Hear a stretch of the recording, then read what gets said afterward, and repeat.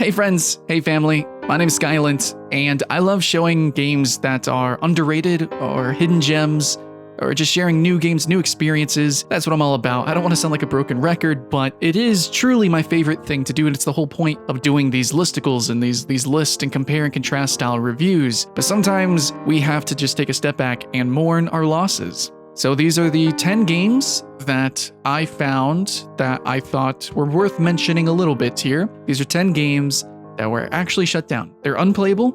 It's not possible to, or at least soon won't be possible to partake of these games ever again. I'll be going over my opinions, my thoughts and feelings on why these games might have failed, what I liked and didn't like about them, and overall just kind of wanted to give them one last little shout out. Just say, hey, remember when? So thanks for joining me. Friends, let's get into the top 10. Okay, so the first game that we're going to be talking about is Pokemon Duel. And Pokemon Duel was kind of exciting to me because I was a big fan of the card games. I really think they should just kind of re-push a digital card game. I'm not sure why they didn't in this era. And actually, the Yu-Gi-Oh! Duel game is doing pretty great, surprisingly. Or maybe not. Yu-Gi-Oh! Is pretty solid. Pokemon's a solid card game. It's a solid franchise, and they know that. So basically, they gave us this really weird, kind of watered down sort of system. It was kind of it was a mixed game where it had like some elements that were familiar with Pokemon, but then it added like this board game element to an extent, and it was kind of gotchified and blah blah blah. Basically, it was just a mobile game. This didn't have to be Pokemon. It could have been any other game. I'm sure there's actually probably some other mobile game out there that's just like this, no doubt, but Pokemon Duel was, to many people, pretty obviously a cash grab game, and its player base died pretty quickly, but at first it had a lot of hype. Obviously, it's Pokemon, you know, and it was a mobile game, and it could have been great, especially with Pokemon Go being so viral and everyone just hungry for Pokemon. So yeah, Pokemon Company, Nintendo, if you guys could stop being shitty with mobile games and for a second, you know, think about the true fans and you know, treat us like real people, that'd be pretty great. Yeah, please release a Pokemon card game, mobile game that's like legit, because you did it before on Game Boy. So if you could do that, I would be really happy. Much love. Next game is Wildstar. Technically, this actually, I think, shut down like in 2018, but it was at the very end of it. Anyways, Wildstar to me was pretty beloved, and I've talked about it before in a sense of it, you know, its failings, it actually shutting down. I've already mentioned it, even in a list video, but you know, I just want to say one more time, Wildstar, honestly, if you really wanted to make this succeed, if you really didn't want to abandon your art, just throw it away and throw away this community, which was doing actually pretty okay. You know, Wildstar also has some good aspects to it. If you focused maybe on really the dungeon diving, which in the very end it did, if you did try not to be an MMO, and in the truest sense, if you really went for an MMO light experience and focused on dungeon diving and cooperative gameplay, maybe some PvP arenas like we do see in Neverwinter and a few other titles, I think it would have done really well. And even you could have had a last hurrah if you launched it on PS4 and Xbox One. A lot of games are doing pretty great because they did that. DC Universe Online, Dauntless, but you know, Wildstar didn't. They didn't care to go the extra mile, which you kind of have to. You know, with these kind of games. And, you know, a lot of them fail, but Wildstar was probably the hardest ball. Next, and just to clarify, guys, these aren't really in a proper order exactly. It's really hard to talk about games like this. But anyways, Worlds Adrift. Worlds Adrift was a game that was announced. I did a first look on it. If you guys want to watch a little bit of that, you might notice, though, if you watch that video, it was a very lonely game. Not many people were too interested in actually playing a game that had almost no content. All the content was really PvP content and player-created content. You could actually design islands if you wanted to. There was an island designer prototype thing, but really it was focused on making these cool, looks like steampunky-looking airships and flying around and doing air pirate combat. With grappling hooks, and it was supposed to be action-packed and everything, but I don't know. In the end, the game just had no content, and it really should have launched in early access with PvE content, or really pushed, made it open, maybe even free to play much more quickly. But you know, Worlds Adrift, they just gave up. They basically just gave up, and there seemed to be a little bit of heart in the game, which really sucks. Grappling hooks and fully customized airships, man, it could have been really cool, but that would have taken some effort. And, you know, the initial concept was there and nothing else, nothing beyond that. So that's it. Worlds Adrift was just air. Next, we have Orcs Must Die Unchained. This game I was really excited for, actually, because I was kind of going through a MOBA thing. I was really in love with Smite and a few other games. But Orcs Must Die Unchained, it started as like this weird tower defense, or not even tower defense, but like wave survival defense MOBA. It was a competitive wave survival game, if that makes sense. Kind of doesn't, and it didn't. In the end, it totally failed. The game felt really weird. And then, it also betrayed a lot of the Orcs Must Die fandom, because Orcs Must Die is not that kind of game. It's not a MOBA. I don't know. It was weird. It's a wave survival game, kind of like Dungeon Defenders. But anyways, then they try to make it just like the original Orcs Must Die, but it was still free to play, and they still, had some weird monetization. In the end, another game that actually had really good heart initially, and then they didn't know what direction they wanted to go in. They didn't understand why it was failing. But it actually did have some fundamental flaws with every direction that they went in. They just stumbled because they totally forgot how to publish a game. It's an online game, and they try to make a game as a service without knowing how to create a service. That's the issue. That you can have the best art, you can have a solid engine. The game could have even solid mechanics here and there, but the whole cohesive design and then listening to your fan base and creating a game that serves them, that's maybe a little bit important. And let's talk about Bless Online. Just real quick, we've been through this, you've been through this. Everyone knows what this game is or isn't. It's not a good game. And that was really tragic. So me personally, I got flown out to San Francisco. I was going to be a partner. I was going to create content on this game hard. I was streaming it. My channel had a big boost of subscribers and views. It was really cool. Everyone was excited for this game. Really, they just had to just not suck. And you know what? They absolutely fucking blew it. It completely sucked in every way. But when I did play it in San Francisco, the vertical slice of the dungeons was actually pretty fun. Kind of reminded me of Guild Wars 2 dungeons. So you know what? If Bless Online re-released Bless Unchained, I think on Xbox, if they released it with a better engine and more MMO-like focus, again, same thing with Wildstar.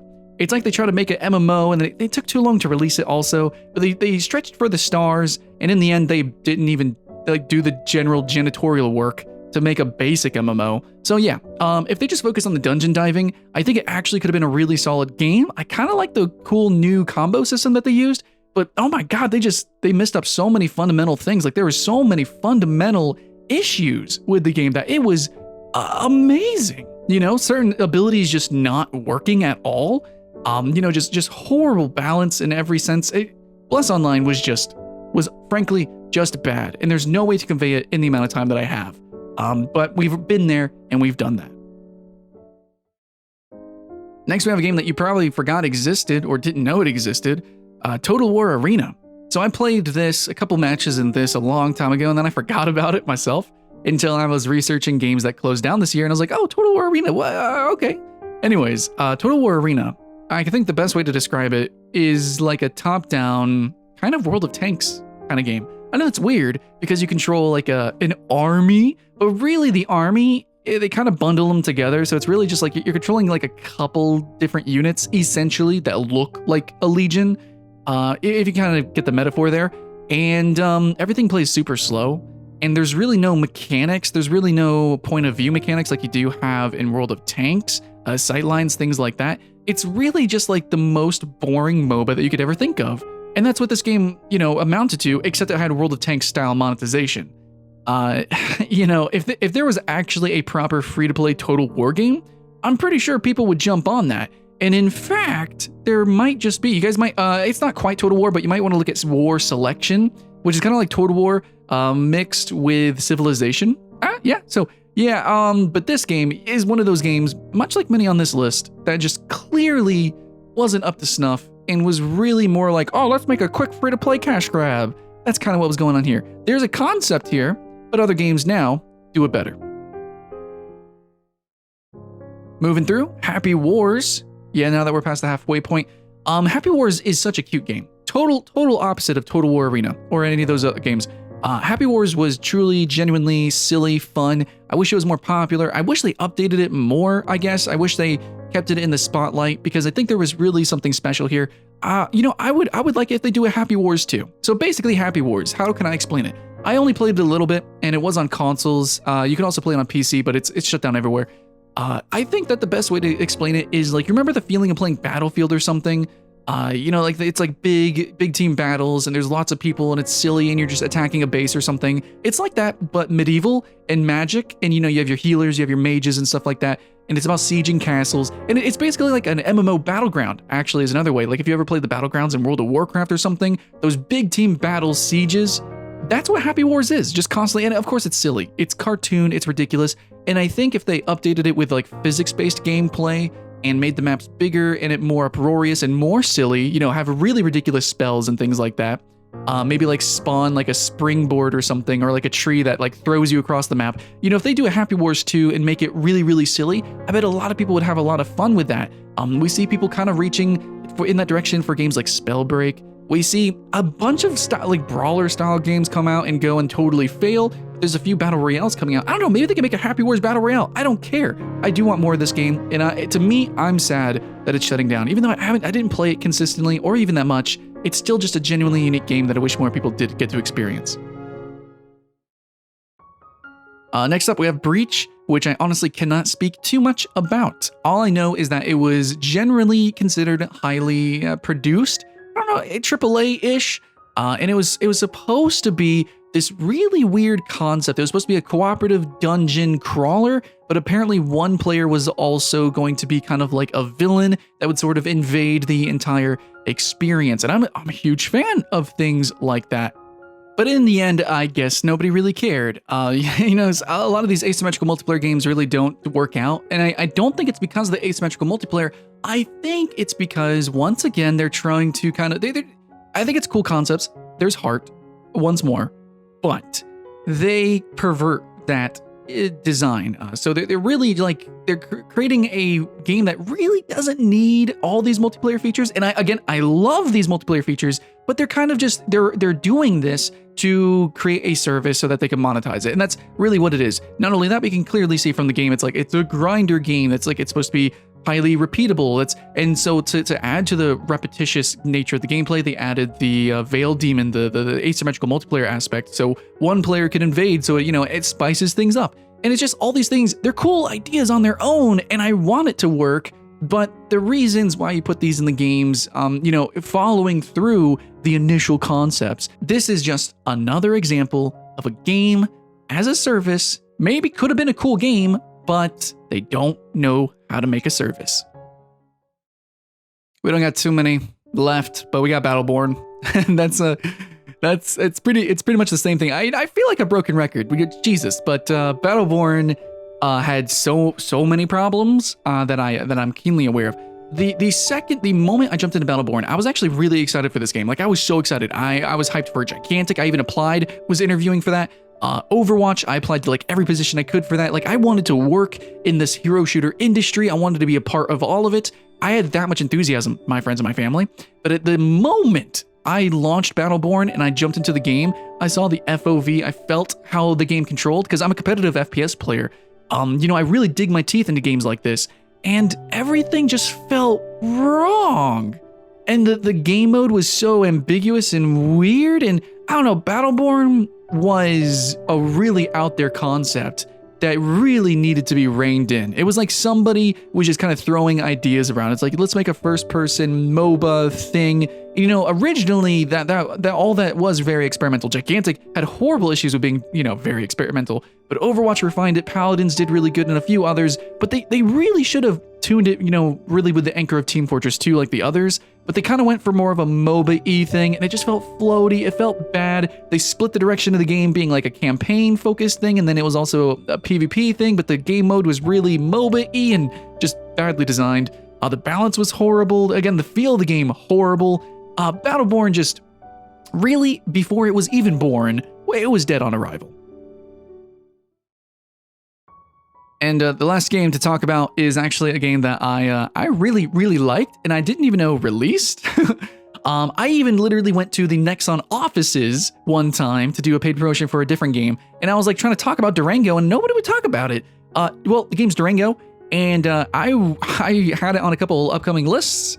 I was freaking stoked for it. So basically, Durango was supposed to be this, I think, kind of like a survival-y game. Think in a way like Ark, if it was like a proper MMORPG in a way. It was top-down, so it was reminiscent of games like Ultima to an extent. And recently we had like Albion Online and a few other games that released that had the sort of same idea of being like, oh, directly inspired by Ultima. But this game had, for a mobile game, had some really cool mechanics. The fights were kind of tactical, and of course it had dinosaurs, right? It was dinosaurs and people, and there was like a survival thing, but it also had this weird time warping and just island leveling thing. So you go from island to island, but there's temporary islands because there's like this weird time warping thing. And I don't know the full extent of the game. It seemed really light. It didn't need to be that complicated either, but in the end, I guess it was half-baked. I guess, I had a couple of interesting ideas, and I really hope that they use some of the concepts from this game, some of the mechanics, the controls of mobile, and of course, a lot of the technology that went into making this game too. Hopefully that gets put into another game, which is likely the case. But Durango itself is going to be shut down, which is really tragic. The art for the game was fantastic. The overall, again, I can't stress again, like enough, mobile games often don't have good controls, and I thought Durango was really innovative. So I do want to see more of that. And a lot of you guys make fun of mobile games, but whatever, okay?